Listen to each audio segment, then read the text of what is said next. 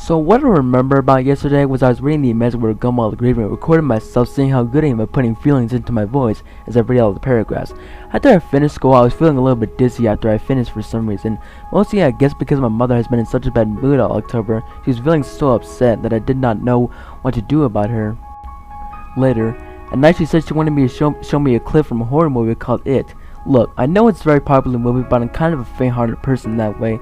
So I went into my bedroom to watch that clip, and it began with a 7-year-old boy, I take it, named George, playing with his paper boat, wearing a raincoat because it was raining. Then he ran into his sign and lost his boat down the sewer. I saw George reach for it as he found a clown down there. "Hi, Georgie," said the clown. "I want your boat back." "My mom says I'm not supposed to take stuff from strangers," said George, although the clown did try to pretend to be nice and trick him into getting it anyways. George reached down the hole, and I became utterly shocked to see what happened to them. The clown's mouth expanded to become the size of a bucket and chomped off that 7-year-old's arm off.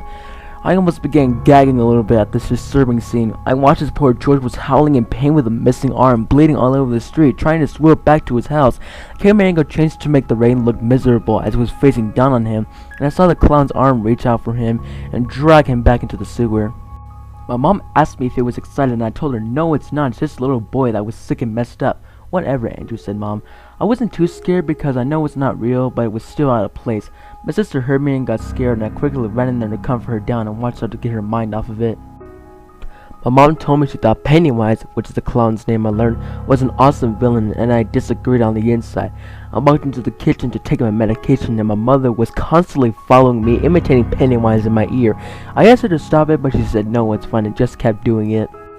Later, when I was in bed, she walked in my room. She said she was very pissed at my sister for some reason, and never answered me why. She left the room quietly. She stayed in the garage all night, asking all her friends to come over, feeling miserable. After what seemed like hours of being in the garage, they walked into a bedroom shouting at each other. I couldn't make out what they were saying because they were all shouting at once, and it was pretty muffled too. After 2 hours that they finally stopped shouting, I fell asleep. I had a very disturbing nightmare at that time. It began with me waking up to find myself outside of my front yard. There were burnt leaves flying all over the place. The sky was almost dark with smoke. I looked at my tree, which was very burnt. My house had blood splatters all over it. I turned back to find mutilated corpses all over the place. The mountains on the north side were now exploded dormant volcanoes. I'm hearing faint screams of fear. I ran to my house and found everyone I love hanging by nooses. I woke up, but I was still dreaming, finding my bed made of folded intestines. Woke up again to find my sister hanging by a noose.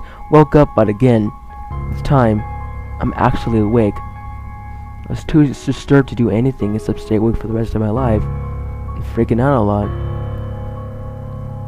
I had no idea what to do now.